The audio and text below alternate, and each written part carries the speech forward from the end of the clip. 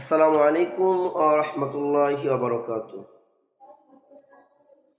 প্রিয় ফেসবুকবাসী এবং দেশ এবং প্রবাস থেকে যারা আমার এই ভিডিওটি দেখবেন, আমি তাদেরকে বলবো যে আপনারা যদি কষ্ট না করেন তাহলে আপনারা জীবনে কখনো সুখের নাগাল পাবেন না।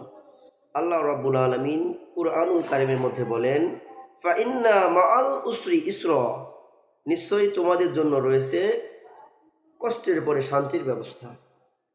তাই আপনারা সাংসারিক জীবনে, পারিবারিক জীবনে, সমাজ জীবনে যদি আপনারা ভালো কিছু পেতে চান তাহলে অবশ্যই আপনাদের কঠোর পরিশ্রম করতে হবে।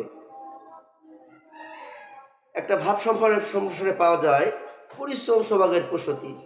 আপনি যদি পরিশ্রম না করেন, আপনি যদি কষ্ট না করেন, তাহলে কোনোদিনও আপনি উচ্চ আরোহণে পৌঁছাইতে পারবেন না।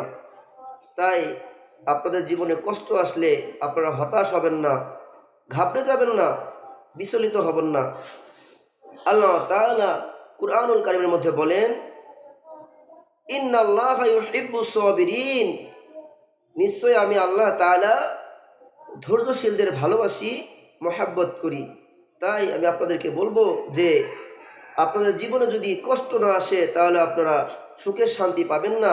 তাই কষ্ট আসলে আপনারা হাসি মুখে তা বিতাড়িত করবেন এবং আল্লাহ তাআলার কাছ থেকে অল টাইম পানা চাবেন যে হে আল্লাহ, আপনি আমার বিপদ আপদ মুসিবত সব কিছু দূর করে দিন। আসসালামু আলাইকুম ওয়া রাহমাতুল্লাহ।